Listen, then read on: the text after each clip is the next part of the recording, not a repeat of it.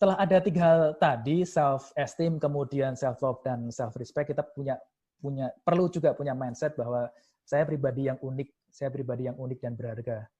Saya pribadi yang unik dan berharga, kemudian juga saya itu berbeda dengan orang lain, saya punya banyak hal yang mungkin orang lain nggak punya. Saya pribadi yang unik dan berharga. Ada lagi masuk pertanyaan? Oke, nggak. Kemudian saya dapat berubah dan bertumbuh. Saya berubah itu pasti. Jadi itu adalah hukum alam bahwa segala sesuatu di dunia ini adalah berubah, kehidupan saya berubah, sel-sel yang ada di tubuh saya itu bahkan setiap hari itu berubah itu pasti, tapi kemudian pertanyaannya, bisa nggak saya bertumbuh? Saya perlu punya mindset bahwa saya bisa loh berubah dan bertumbuh. Dulunya nggak ngerti Zoom, kemudian bisa main Zoom, itu bisa juga. Dulunya nggak ngerti gimana caranya ngomong di depan online seperti ini, kemudian bahkan sampai ke pertanyaan-pertanyaan sepele. Saya ke teman saya, Kak Fiona itu, Coach Fiona sampai nanya, gimana caranya supaya wajah saya yang hitam itu kelihatan terang gitu ya. Malah dijawab, pakai lampu sorot aja Kak, gitu kan. Ya itu jawaban benar juga sih ya, tapi maksudnya banyak hal yang kita perlu pelajari bahkan untuk mencapai hal-hal yang kecil, kadang-kadang kita perlu belajar banyak dari orang lain. Tapi kemudian saya menghargai proses-proses yang muncul dalam diri saya. Saya dapat berubah dan saya dapat bertumbuh. Kemudian saya punya banyak sumber daya. Saya punya banyak sumber daya yang kadang nggak saya sadari. Betul, kadang-kadang saya punya pengetahuan, tapi pengalaman kurang di satu bidang, ya. Tetapi saya punya pengetahuannya, sementara orang lain punya pengalamannya. Justru itu kemudian kita bisa menciptakan pertandingan jangka panjang tadi ya, kolaborasi. Oke, saya ambil pengalamannya dia, saya belajar dari pengalamannya dia, dia juga ambil konsep saya, ide saya, gagasan saya. Kemudian sebaliknya, kadang-kadang saya punya pengalamannya, dia punya konsepnya, kemudian kita belajar. Oke, saya punya produknya, dia bisa marketingnya, ya kemudian kita bekerja sama. Tapi saya sadari bahwa diri saya punya banyak sekali sumber daya.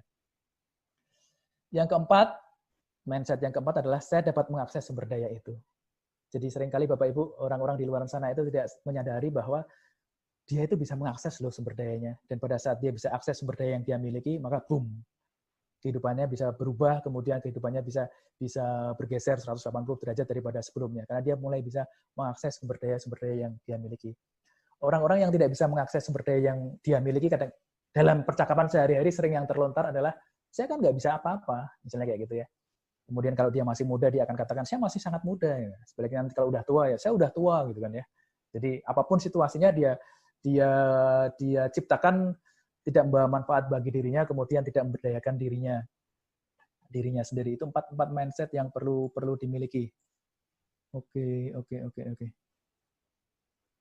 Nah, ini seru Bapak Ibu. Beberapa di antara Anda udah tahu, oke. Berterima kasih pada David R. Hawkins ya. Jadi dia mengatakan bahwa emosi-emosi manusia itu bisa dikalibrasi di tingkat-tingkat energi tertentu. Dia di situ mengistilahkan ada yang namanya force, kemudian ada yang namanya power. Oke. Kemudian pada saat kita berada di tingkat energi yang lebih tinggi, yaitu kita akan bisa menggunakan semua sumber daya yang kita miliki, sementara pada saat kita berada di tingkat energi yang di bawah, semakin ke bawah, tentu kita tidak bisa mengoptimalkan hal-hal yang kita miliki ya. Orang kalau punya tingkat energinya itu berada di emosi malu misalnya ya, malu.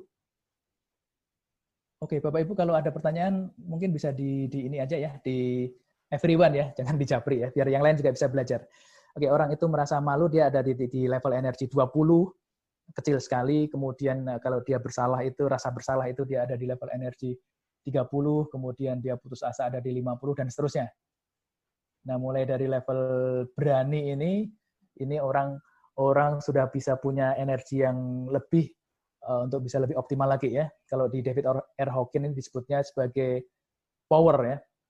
Kemudian netral, kemudian optimis, naik lagi kemauan atau optimisme, kemudian ikhlas, cinta, bahagia, damai, dan pencerahan di situ ya. Jadi buat saya semua teknik pemberdayaan diri sebenarnya membuat kita untuk naik ke level yang lebih tinggi ya. Mau itu misalnya coaching, mau itu juga konseling, kemudian mau itu juga terapi, mau itu juga aktivitas-aktivitas yang lain membuat kita berada di level energi yang lebih tinggi. Nah, kalau dalam self coaching tentu saja kita juga, nah, thank you Pak Andi, pertanyaannya Bung ya.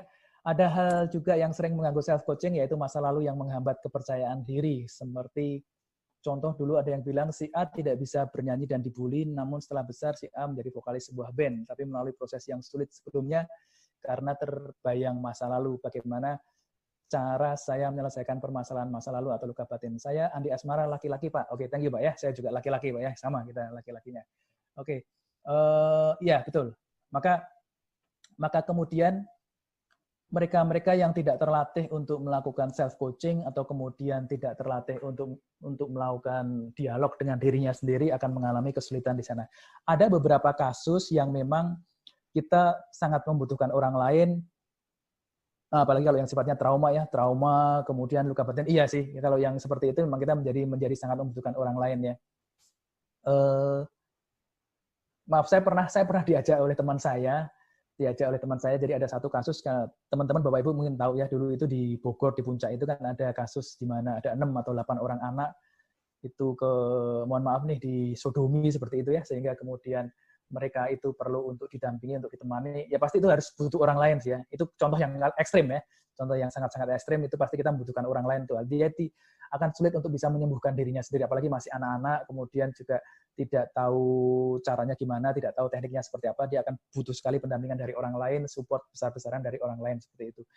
Jadi masa lalu menghambat kepercayaan diri, betul. Di titik tertentu dia butuh orang lain, meskipun kemudian dia juga perlu membangun dialog dengan dirinya sendiri ya, apa yang membuat dia itu bisa tenggelam dalam masa lalunya. Oke. Nah, boleh dicat Bapak Ibu, sehari-hari ada di mana level energi Anda? Oke, saya stop share dulu deh, saya mau lihat wajah-wajahnya dulu deh. Oke, karena saya mau lihat level energinya nih. Oke. Oke, thank you Pak Ibra. Oke. Kak Vio, thank you. Masih kelihatan wajahnya. Oke. Ada pertanyaan boleh? Mbak Citra, bagaimana tips kita mengakses sumber daya sendiri yang sebenarnya agar tak terlihat over PD juga dengan kemampuan sendiri? Oke, ini jadi beberapa orang di luar sana itu ada yang masalahnya tidak PD. Kalau Mbak Citra, Bu Citra ini ternyata masalahnya over PD kan ya. Tulisnya over PD sendiri. Nah, makanya itu tadi ya, pada saat kita itu berada di tahapan self esteem dan self love, kita akan kita tidak mudah untuk merendahkan orang lain, tapi juga kita tidak mudah untuk meninggikan diri sendiri, karena kita ngerti kita semua sedang berproses untuk sesuatu yang lebih baik lagi dengan cara kita masing-masing. Jadi saya tidak perlu membuat atau menjat diri saya lebih tinggi daripada orang lain. Sebaliknya juga saya tidak perlu menjat diri saya lebih rendah daripada orang lain. Kita menjadi teman belajar bersama-sama. Oke, berpikir positif, yes Pak, thank you Pak. Berpikir positif itu level energinya juga tinggi Pak ya. Oke Pak Yopi. Saya lanjut Bapak Ibu ya. Sehari-hari di mana level energi Anda ini penting sekali. Dan self coaching membantu itu. Kemudian juga ya Anda bisa terapi juga bisa dan lain sebagainya. Menerima situasi dengan berpikir positif. Thank you Bu, berpikir positif, kemudian berpikir lebih optimis lagi, itu level energinya juga tinggi ya.